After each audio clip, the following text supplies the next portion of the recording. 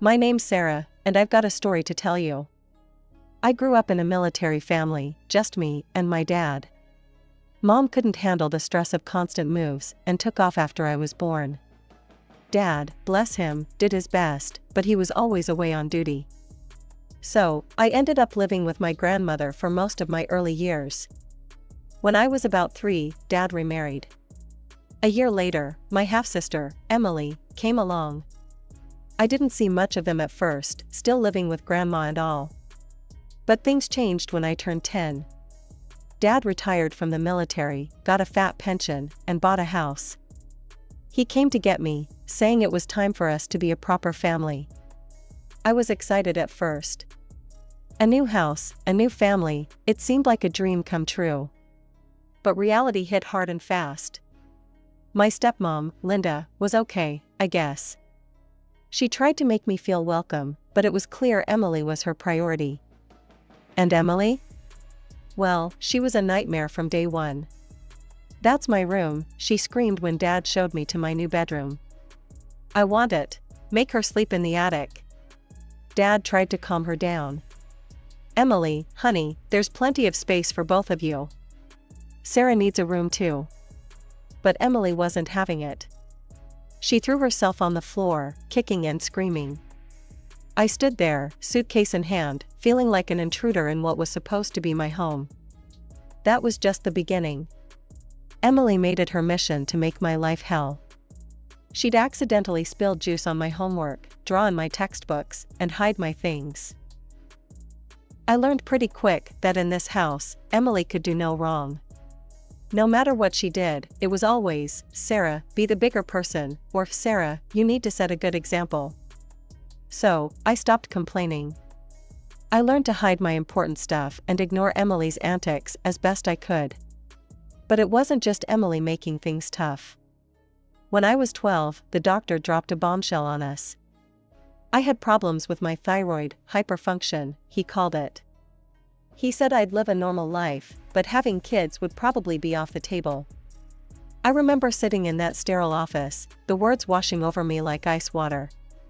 Dad squeezed my hand, trying to comfort me, but I felt numb. At 12, having kids wasn't exactly on my radar, but knowing it might never happen?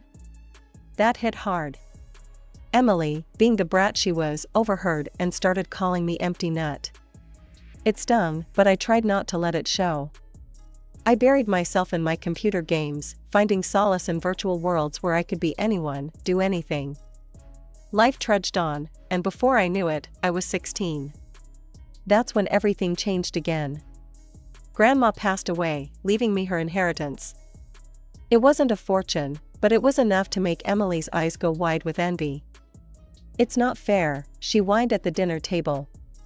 "Why does Sarah get all the money? We should use it for a family vacation." Dad backed me up, surprisingly. "Emily, that's Sarah's inheritance. She can decide what to do with it." I had plans for that money. All those hours spent gaming hadn't just been an escape, they'd given me an idea. I wanted to open a network of computer clubs for teenagers, maybe even a camp for training esports athletes. A place where kids like me could feel at home, surrounded by people who got it. When I shared my idea, Emily laughed so hard she nearly choked on her peas. "That's the dumbest thing I've ever heard. Who'd want to go to a nerd camp?" "It's not dumb," I shot back. "Esports is growing. It could be big." High school graduation couldn't come fast enough. College was a breath of fresh air. For the first time, I could just be Sarah, not the girl with the annoying sister, or the one who couldn't have kids. I threw myself into my studies, focusing on business management. All the while, my dream of the esports camp simmered in the back of my mind.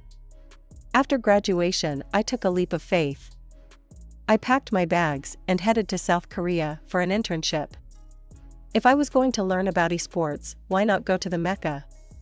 Those 3 years in Korea were intense. I worked my ass off, learning everything I could about running gaming centers and managing teams. I saw firsthand how esports could change lives, giving kids a sense of purpose and belonging. When I finally came back home, I was ready.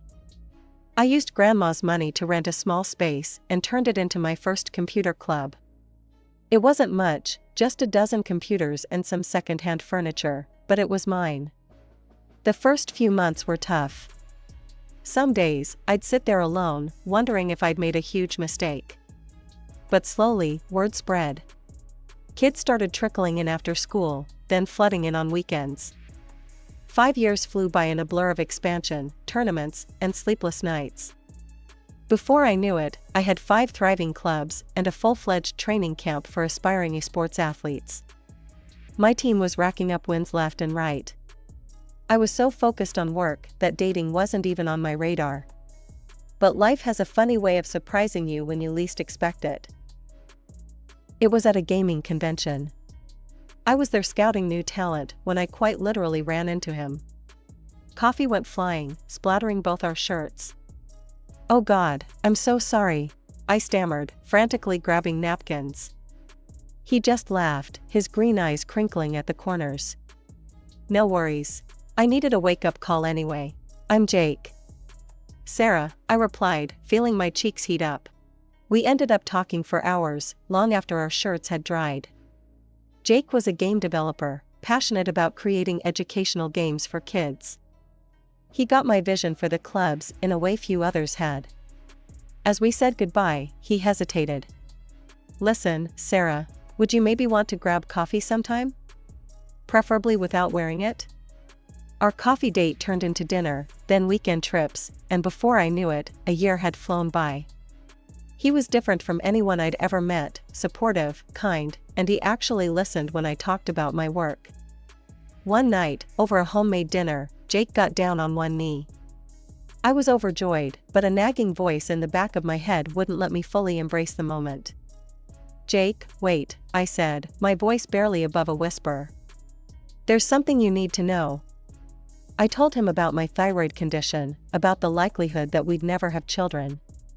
I held my breath, waiting for his reaction. Jake just smiled and took my hands in his. "Sarah, I love you. Kids or no kids, I want to spend my life with you. We'll face whatever comes together." Tears welled up in my eyes as I nodded, too choked up to speak. He slipped the ring on my finger, and just like that, we were engaged. When we went to tell my family, I was a bundle of nerves. Dad was thrilled, of course. He clapped Jake on the back so hard I thought he might knock him over. "Welcome to the family, son," he boomed. Linda offered a tight smile and a quick hug. "And Emily?" She didn't even bother to come downstairs to meet Jake. I could hear her music blasting from her room, a clear message that she couldn't care less about my engagement. The wedding ceremony was perfect, simple, heartfelt, surrounded by our closest friends and colleagues. As we exchanged vows, I felt like my heart might burst with happiness. At the reception, I scanned the room, a small part of me still hoping to see Emily. Instead, a waiter approached with a large, beautifully wrapped box. "A delivery for the bride," he announced. The sender said to open it in front of everyone. My heart skipped a beat. Could this be Emily's way of making amends? Hopeful, I tore into the wrapping paper. But as I lifted the lid, my blood ran cold. Inside were baby clothes, tiny onesies, booties, and bibs. The room fell silent.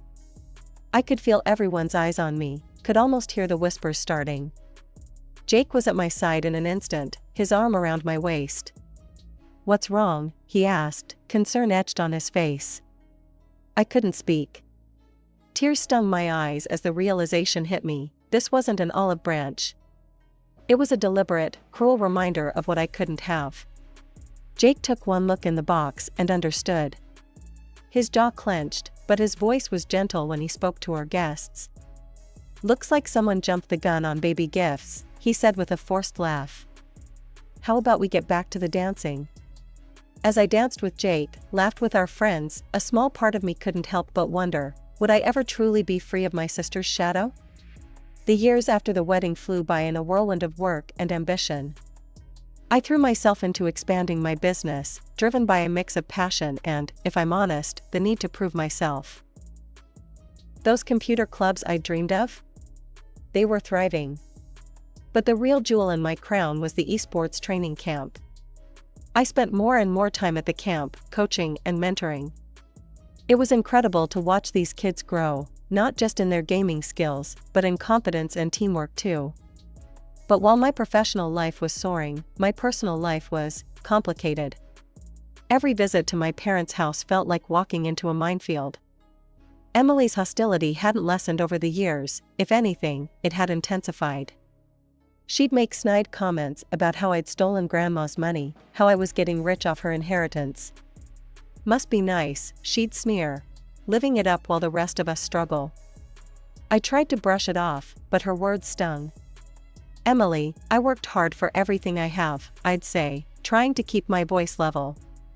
Grandma's money just gave me a start. But she'd just roll her eyes and mutter something about how I always got everything handed to me. Dad and Linda would try to intervene, to smooth things over, but it was useless. The rift between us just kept growing. I started avoiding family gatherings when I could. It was easier to make excuses about work than to deal with Emily's constant jabs. Jake was my rock through it all, always ready with a hug and a reminder that I didn't need to prove anything to anyone. "You're amazing," he'd tell me, his eyes full of love. "Don't let anyone make you doubt that." But there was one doubt that kept creeping in, no matter how hard I tried to ignore it. Kids. We'd been trying for a while now, hoping against hope that the doctors had been wrong. Each month brought a new wave of disappointment. I remember sitting on the bathroom floor one night, staring at yet another negative pregnancy test.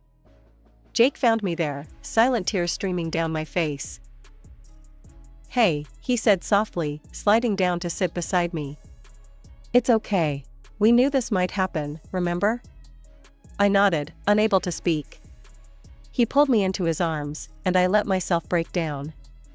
"I just wanted to prove them wrong," I sobbed. "To show that I could have it all, the career, the family." Jake stroked my hair gently. "Sarah, listen to me. You are not defined by whether or not you can have kids. You're changing lives every day with your work. You're building a legacy that goes beyond biology." His words helped, but the ache remained. We talked about other options, adoption, surrogacy, but for now, we decided to focus on our life together and my growing business. 10 years. It hardly seemed possible that a decade had passed since I opened my first computer club. As the anniversary approached, I decided it was time for a celebration, not just of my success, but of all the kids whose lives had been touched by our programs. I spared no expense for the party. The main hall of our flagship camp was transformed into a glittering wonderland of tech-themed decorations. Gaming stations were set up alongside a lavish buffet, blending the world of esports with classic party elements. The guests started arriving, current and former students, parents, industry colleagues, even a few local celebrities who'd taken an interest in our work. I plastered on my best hostess smile, greeting everyone warmly. Then I saw Emily. My heart dropped to my stomach. What was she doing here? I certainly hadn't invited her. She was arm in arm with a guy I didn't recognize, probably her latest boyfriend. To my surprise, she seemed subdued. No snide remarks, no eye rolling. Just a quiet congratulations as she passed by. I let out a breath I didn't know I'd been holding. Maybe, just maybe, we could get through this evening without incident. The party was in full swing. Kids were showing their parents their favorite games, business contacts were being made over hors d'oeuvres, and the general buzz of excitement filled the air. I was just starting to relax when I saw Emily making her way to the stage. My blood ran cold. What was she doing? Before I could react, she had grabbed the microphone. "Excuse me, everyone. I have something to say." The room fell silent. All eyes turned to Emily. "I know we're here to celebrate my sister's success," she began, her voice sickly sweet. "But I think it's important that you all know the truth." I felt rooted to the spot, unable to move or speak. "Parents, do you really want your children spending time in a place run by someone who can't possibly understand their needs?" Emily's eyes found mine in the crowd, a cruel glint in them. My sister can't have children of her own. How can a childless woman truly know what's best for your kids? Gasps and murmurs rippled through the crowd. I felt like I'd been punched in the gut. Emily wasn't done. I, on the other hand, am pregnant. She paused, letting that sink in. And I'm opening my own sports camp. One run by someone who actually understands children, who will experience the joys and challenges of parenthood firsthand. I stood there, shell-shocked, as Emily's words hung in the air. The room felt like it was closing in on me. Years of buried pain about my infertility came rushing back, threatening to overwhelm me. I couldn't breathe, couldn't think. Thank God for Jake. He was at my side in an instant, his arm around my waist, steadying me. "Let's get some air," he murmured, but I shook my head. I couldn't let them see me run away. Jake squeezed my hand and turned to address the crowd. "Well, folks, how about we lighten the mood? I hear the chefs have outdone themselves with the dessert spread. Why don't we all head over for a tasting?" As the murmuring crowd moved towards the buffet, I slipped away to a quiet corner. My hand shook as I pulled out my phone, seeing notification after notification popping up. Our live stream. I'd completely forgotten about it in the chaos. Comments were flooding in. Some were supportive. "What that woman did was disgusting. Sarah, you're an inspiration. Having kids doesn't make you a good mentor. Sarah's track record speaks for itself." But others were brutal. "How can she run a camp for kids when she can't even have her own? I wouldn't want my child around someone so unnatural." The rest of the evening passed in a blur. I pasted on a smile and made small talk when necessary, but inside, I was crumbling. Jake handled most of it, smoothly covering for me when I fell silent or lost track of conversations. Just when I thought the night couldn't get any worse, chaos erupted near the exit. There was a scream, then a thud. I rushed over to see what had happened. My heart stopped. Emily was sprawled at the bottom of the stairs, clutching her stomach, her face contorted in pain. Her boyfriend was kneeling beside her, panic written all over his face. "Someone call an ambulance," he shouted. As he helped Emily to her feet, her eyes locked onto mine. The hatred I saw there chilled me to the bone. "You," she shrieked, pointing a shaking finger at me. "You did this. You pushed me." I recoiled, shocked. "What? No, I didn't, I wasn't even near." But Emily wasn't listening. As her boyfriend started to lead her out, she kept screaming. "You're jealous of my baby. You couldn't stand that I can have what you can't." Her words cut deep, reopening wounds I thought had long since healed. I stood there, frozen, as they disappeared through the doors. The remaining guests were staring, some with suspicion, others with pity. I felt exposed, raw, like my deepest insecurities had been laid bare for all to see. The morning after the party, I was nursing a cup of coffee, trying to make sense of the previous night's chaos, when there was a knock at the door. Jake answered it, and I heard low, serious voices. My stomach dropped. "Sarah?" Jake called, his voice tight. "There's a police officer here to see you." I walked to the door on shaky legs. The officer, a stern-faced woman, introduced herself as Detective Martinez. "Mrs. Thompson, I'm here about the incident involving your sister last night," she said. "She's filed a complaint against you. She's lost the baby, and is accusing you of pushing her down the stairs." Jake stepped in, his lawyer instincts kicking in. "We have a full recording of the event. It was being live-streamed." We spent the next few hours going over everything with Detective Martinez. I provided the live-stream footage, the guest list, statements from staff and guests. By the end, I was exhausted but hopeful. Surely, with all this evidence, they'd see I was innocent. A few days later, Detective Martinez called. "Mrs. Thompson, we've concluded our investigation," she said. "You've been cleared of all suspicion." Relief washed over me, but it was short-lived. "We've identified the actual perpetrator," she continued. "It was your sister's boyfriend, Mark Stevens. We have clear video evidence of him pushing her. I felt sick. But, why? He confessed during questioning, Detective Martinez explained. Apparently, he didn't want to marry your sister or have a child with her. He claimed she was forcing him into marriage by threatening to create a scandal. Your sister has been informed of the findings. I thanked her and hung up, feeling numb. It was over. I was cleared. But why didn't I feel relieved? The answer came in the form of a vitriolic voicemail from Emily later that day. "This is all your fault," her voice screeched through the speaker. "If you hadn't upset me so much at that stupid party, Mark wouldn't have felt pressured to do this. You're the reason I lost my baby." I listened, dumbfounded, as she ranted on, spinning increasingly illogical reasons why I was to blame. According to Emily, I had somehow manipulated Mark into pushing her. I had created such a stressful environment that it drove him to it. On and on she went, each accusation more outlandish than the last. The fallout from Emily's accusations didn't stop with her voicemail. A few days later, I got a call from Dad. His voice was heavy, tired. "Sarah, honey," he said, "I don't know how to tell you this, but Linda's taken Emily's side in all this." I closed my eyes, feeling a fresh wave of pain wash over me. "What do you mean, Dad?" He sighed deeply. She says you're not welcome in the house anymore.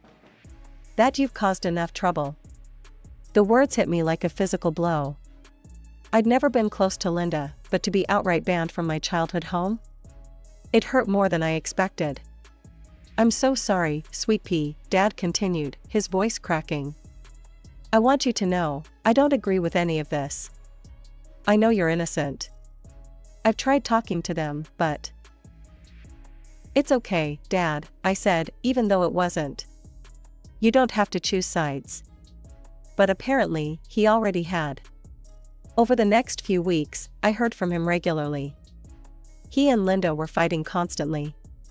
She couldn't understand why he wouldn't condemn me, why he insisted on maintaining a relationship with his troublemaker daughter.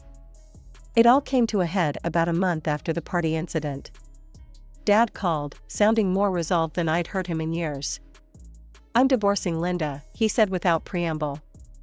"I can't do this anymore, Sarah. I won't choose between my daughters, and I won't live with someone who asks me to." I felt a mix of guilt and relief. "Dad, you don't have to do this. I don't want to break up your marriage." "You're not," he assured me. "This has been coming for a long time." Emily's accusations were just the last straw.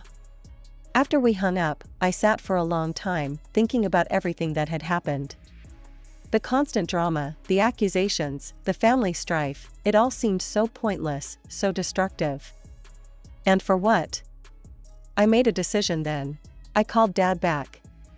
"Dad," I said, my voice steady, "I've been thinking. I don't want to have any contact with Emily anymore. Or Linda. I can't keep doing this." There was a long pause. Then, "I understand, honey. I really do. You have to take care of yourself." His support gave me the courage to take the next step. The following day, I contacted a lawyer and filed for a restraining order against Emily. It felt extreme, but after everything that had happened, I knew it was necessary. To my relief, the judge granted the order. Emily couldn't come near me, my home, or my businesses. For the first time in months, I felt like I could breathe. Afterwards, as Jake and I sat on our porch watching the sunset, I felt a sense of peace settling over me. "I should have done this years ago," I said softly. "Set boundaries, I mean. Maybe things wouldn't have gotten so out of hand." Jake squeezed my hand. "You can't change the past. But you're taking control of your future, that's what matters." I nodded, leaning into him. "You know, I've been thinking, maybe it's time we revisited the idea of adoption. We have so much love to give, Jake. Why not share it with a child who needs it?" As we sat there, planning our future, I felt truly hopeful for the first time in ages. The road ahead wouldn't be easy, dealing with my fractured family, starting the adoption process, but I knew with Jake by my side, I could handle anything. Life had thrown me plenty of curveballs, but I was still standing. My business was thriving, I had a loving husband, and now, the possibility of a child to call our own. Emily and her drama no longer had the power to overshadow all the good in my life. As the sun dipped below the horizon, I made a silent promise to myself. No more letting others dictate my worth. No more shrinking to make others comfortable. From now on, I would stand tall, proud of who I am and what I've accomplished. After all, family isn't just about blood. It's about love, support, and understanding. And looking at Jake, thinking about our future child, I knew I had all the family I needed right here. Isabella Martinez, that's my name. I never knew my dad, but honestly, I didn't feel like I was missing out on much. Mom worked her ass off to keep food on the table and a roof over our heads. From as early as I can remember, I was helping around the house. Dishes, laundry, you name it. Mom always said, "Bella, you gotta learn to take care of yourself. The world ain't gonna do it for you." Those words stuck with me. Our apartment was small, but it was home. The sound of Mom's ancient sewing machine was the soundtrack to my childhood. She'd stay up late, mending clothes for extra cash. I'd often fall asleep to its rhythmic hum. What did I like? Computers. It started when our school got a bunch of donated PCs. Most kids used them for games, but I was fascinated by what made them tick. I'd stay after school, tinkering, learning. One day, Mr. Johnson, the IT teacher, caught me trying to install some video editing software. "What are you up to, Isabella?" he asked, eyebrow raised. I froze, thinking I was in trouble. I just wanted to learn how to edit videos. Instead of getting mad, he smiled. "Well, why didn't you say so? Let me show you a few tricks." From then on, every Tuesday and Thursday after school, Mr. Johnson would teach me the ins and outs of video editing. At home, I'd practice on our old, wheezing computer. As high school graduation approached, reality hit hard. College wasn't in the cards for me. The day after graduation, I marched into WKLP, our local TV station. The receptionist looked at me like I was crazy when I asked about job openings, but pointed me towards the HR office. 3 interviews and 1 practical test later, I had my first real job. Assistant video editor. The pay wasn't great, but it was a start. For the next 2 years, I worked my ass off. Weekdays at the station, weekends doing freelance gigs. Every penny I could spare went into my college fund. It was exhausting, but I was determined. Then, on a rare night out with Lisa and Carlos, everything changed. We were at this house party, some friend of a friend thing. That's where I met him, Ryan Thompson. He wasn't what you'd call classically handsome. Kinda nerdy, with thick-rimmed glasses and a slightly crooked smile. But when he started talking about his work in software development, his whole face lit up. I was intrigued. As the party wound down, Ryan asked for my number. I hesitated for a second, then thought, what the hell, and gave it to him. The next few months were like a whirlwind. Ryan and I started dating, and it was nice. Different from what I expected, but in a good way. One night, as we were walking home from a movie, Ryan proposed to me, and I agreed. The wedding was small but beautiful. My mom cried happy tears, and Ryan's parents, Linda and Robert, well, they surprised me. I'd been nervous about meeting them, given the whole wealthy family thing. But they were warm and welcoming from the start. The first 2 years of our marriage were good. Not perfect, but good. We had our own place, a cozy apartment not far from the TV station where I still worked. Ryan had his job at some big tech firm, and things were comfortable. We traveled a bit, mostly weekend trips around the country. It was more than I'd ever done growing up, and I loved every minute of it. Seeing new places, trying new foods, it was like a whole new world had opened up to me. But then, things started to change. It started with the little things. Ryan would sigh when I talked about work, or roll his eyes when I got excited about a new editing technique I'd learned. Then more. The first time he made an excuse not to take me to a work party, I didn't think much of it. "It's just a boring office thing," he said. "You wouldn't enjoy it." But then it happened again and again. One night, I overheard him on the phone with a coworker. "Yeah, just me tonight. You know how it is. Bella's not really into these kinds of events." I felt like I'd been punched in the gut. Not into these events? He'd never even given me a chance. That night, I confronted him. "Ryan, why don't you want me to come to your work events anymore? So you're ashamed of me?" "No, it's not that. It's just, sometimes it's hard for you to keep up with the conversations, you know? I don't want you to feel out of place." His words stung, but a part of me wondered if he was right. Maybe I did need to step up my game. So, I made a decision. I was going to go back to school. I enrolled in night classes at the local community college, studying information technology. It was tough, balancing work and school and my marriage, but I was determined to make it work. But even as I worked my ass off to improve myself, things with Ryan kept getting worse. The cold shoulder turned into open contempt. The man I married seemed to be disappearing before my eyes, replaced by someone I barely recognized. And then came the night that changed everything. I'd just gotten home from a late class, exhausted but feeling good about acing a test. Ryan was in the living room, a glass of whiskey in his hand. "Where have you been?" he demanded. "Class, remember? I told you I had a big test tonight." He scoffed. "You're a fool and a hillbilly, Bella. And no amount of schooling is going to change that." I felt like I'd been slapped. But before I could respond, I heard a gasp from the doorway. Linda and Robert was standing there, a look of horror on their faces. Linda leaned forward, her eyes flashing. "How dare you talk to your wife like that?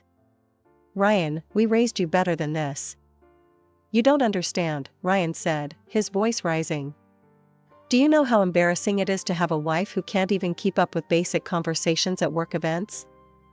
I flinched, but Robert's next words shocked us all into silence. "Embarrassing?" he thundered.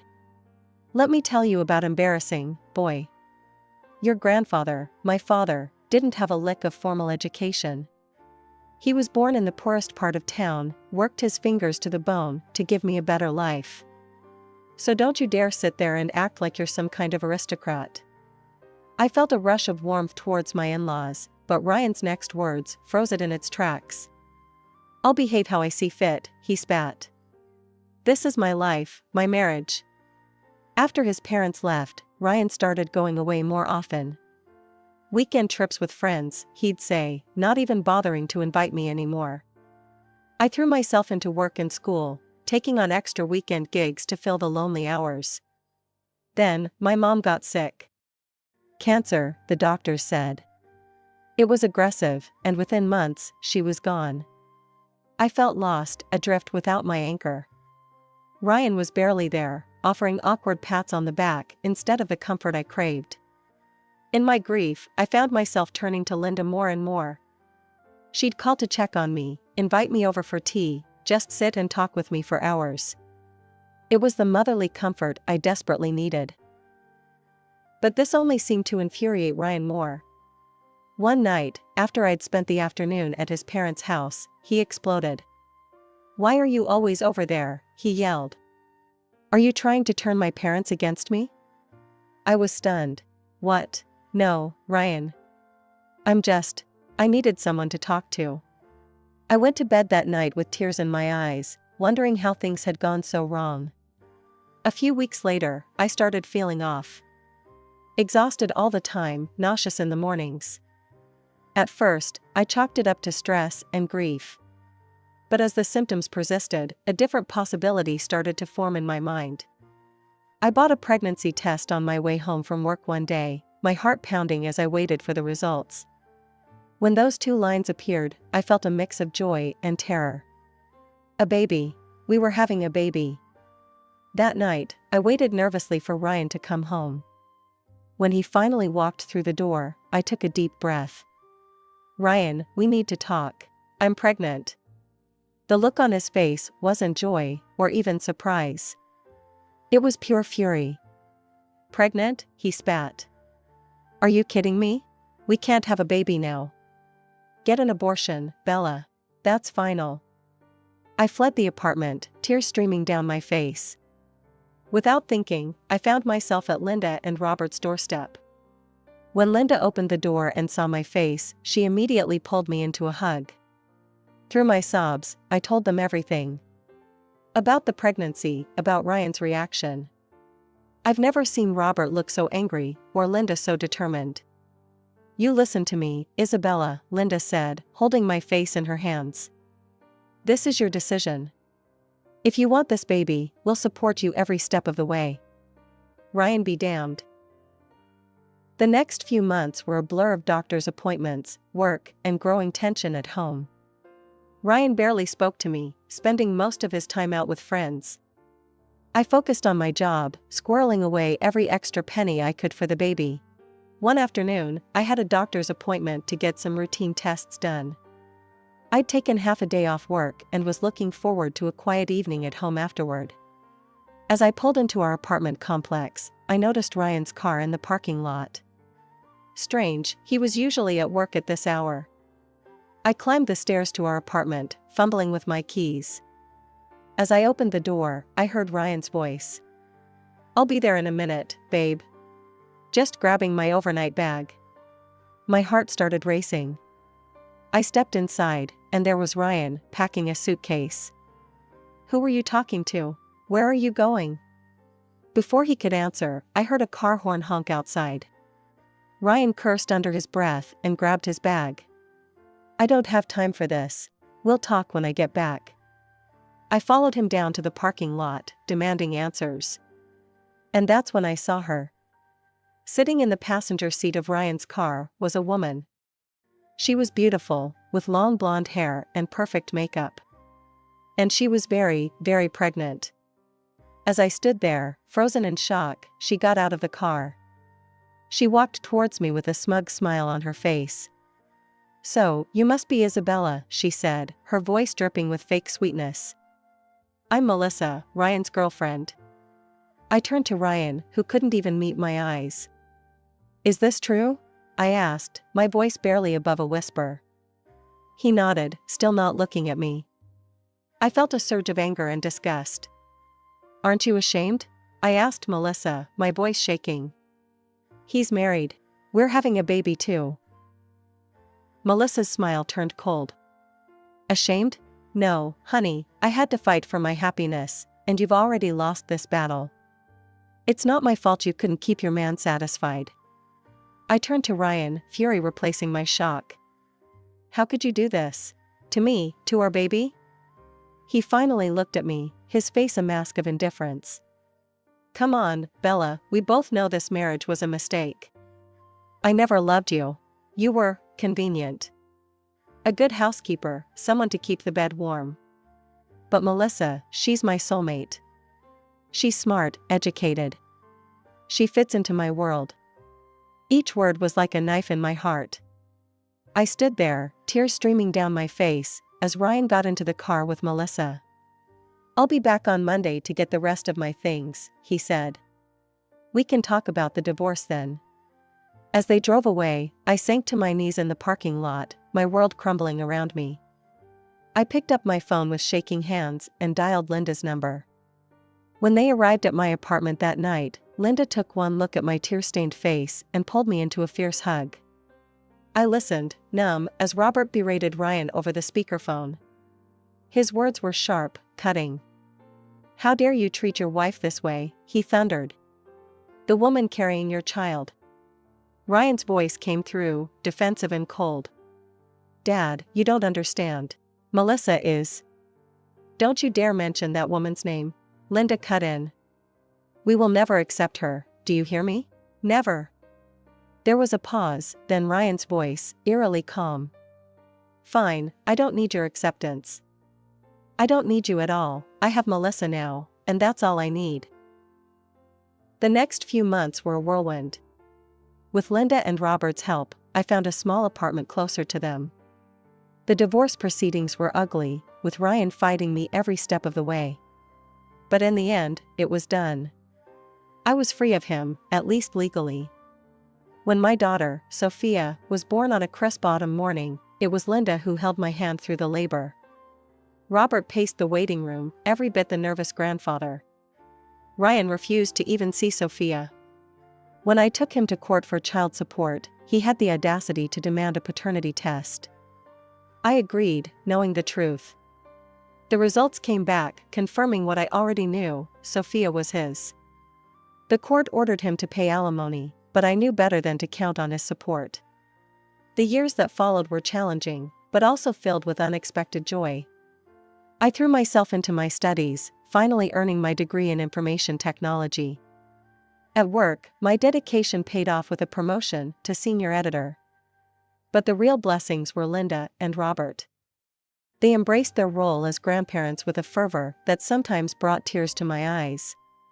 Weekends were filled with trips to the park, family dinners, and impromptu movie nights.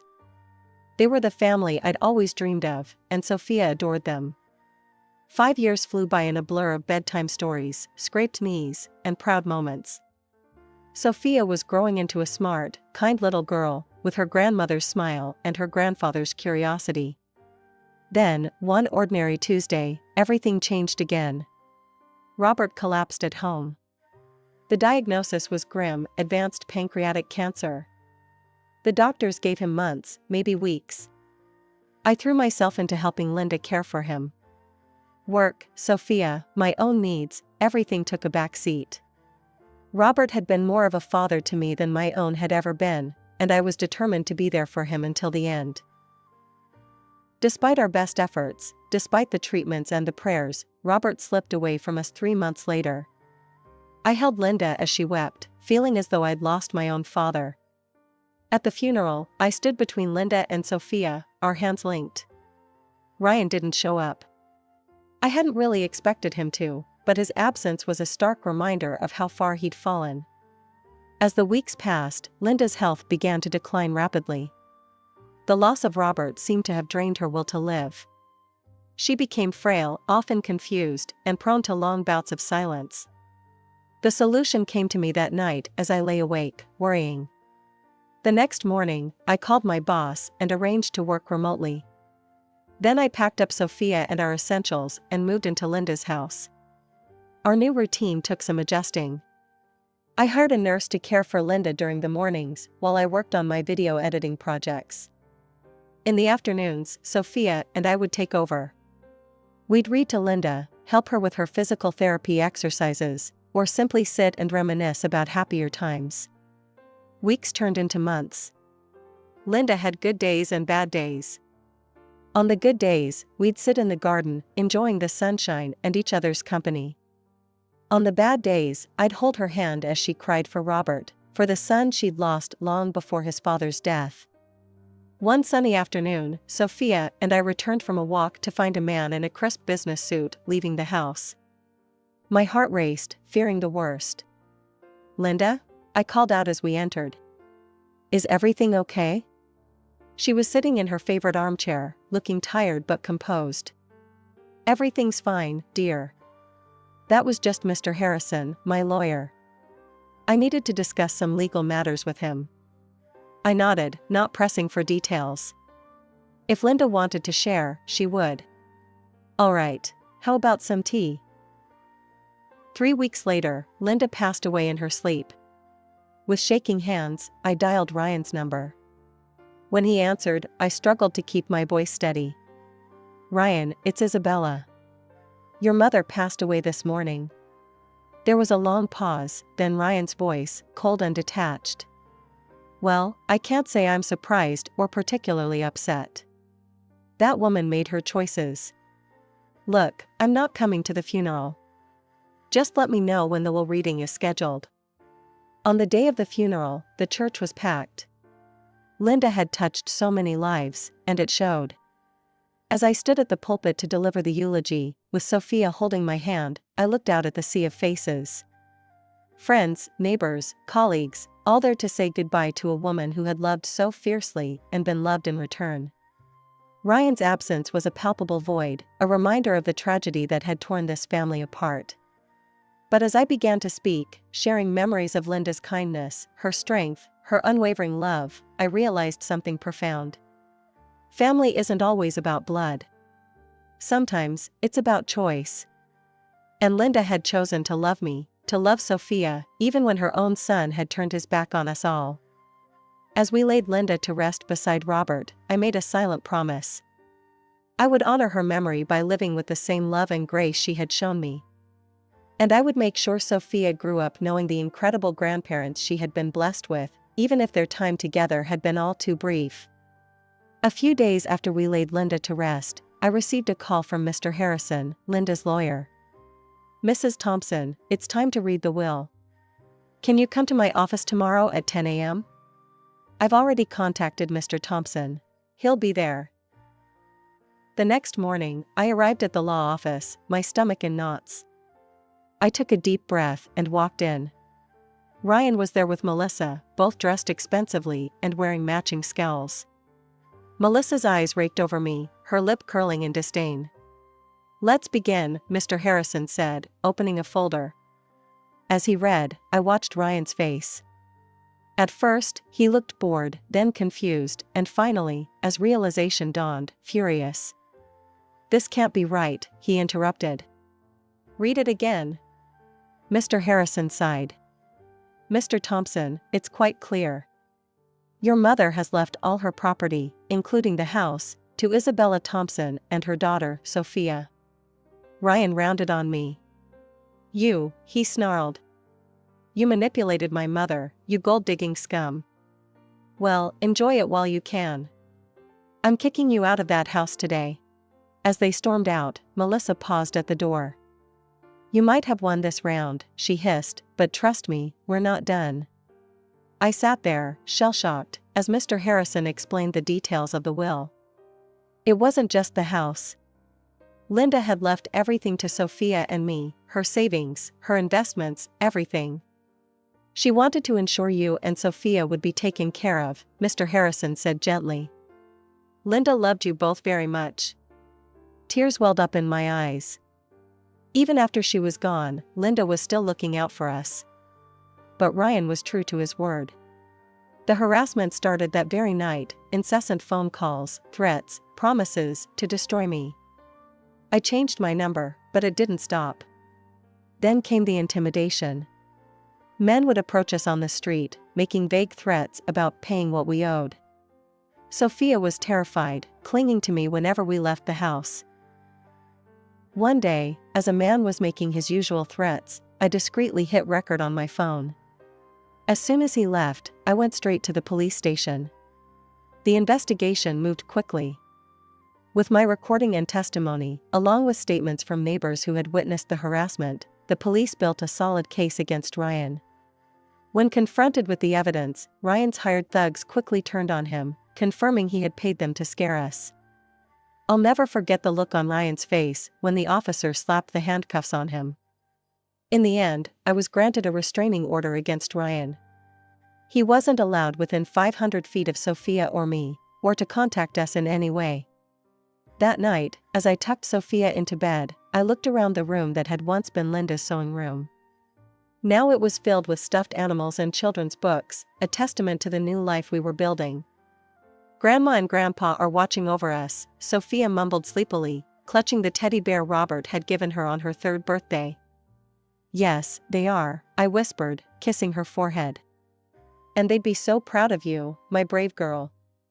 Life had finally settled into a peaceful rhythm. Sophia was thriving in school, and I had recently been promoted to deputy director at the TV station. Linda and Robert's legacy had given us security, but I was determined to build our own success. One sunny afternoon, as I left work, a familiar figure stepped out from behind a parked car. Melissa, Ryan's wife, looked nothing like the polished woman I remembered. Her hair was disheveled, her eyes red-rimmed. "Isabella, please," she said, her voice breaking. "I need your help." I tensed, ready for another confrontation, but her next words caught me off guard. "Our son is sick. He needs surgery. Please, we need money." Just half of the inheritance. You don't need it all, do you? Something felt off. What's wrong with him? I asked cautiously. Melissa's eyes darted around. It's his heart. No, his kidneys. The doctors say. As she fumbled through her explanation, I remembered our first encounter, her smug smile as she declared victory in our battle. A cold clarity washed over me. You know, Melissa, I said calmly, someone once told me that I had to fight for my happiness. And it looks like you've already lost this battle. Her face transformed, the mask of desperation replaced by fury. You scum, she spat. You owe us that money. It should have been ours. I stood my ground. I don't owe you anything. Now leave, or I'm calling the police. As I walked away, her curses fading behind me, I felt a sense of closure. The last tie to my old life had been severed. That night, I made a decision. It was time for a fresh start. I sold Linda's house and bought a new one in a different neighborhood. Somewhere Ryan and Melissa wouldn't find us. Now, as I sit in our new living room, watching Sophia do her homework, I'm filled with gratitude. Gratitude for Linda and Robert, who loved us unconditionally. Gratitude for the strength I found within myself. And yes, even gratitude for the hardships that led me here,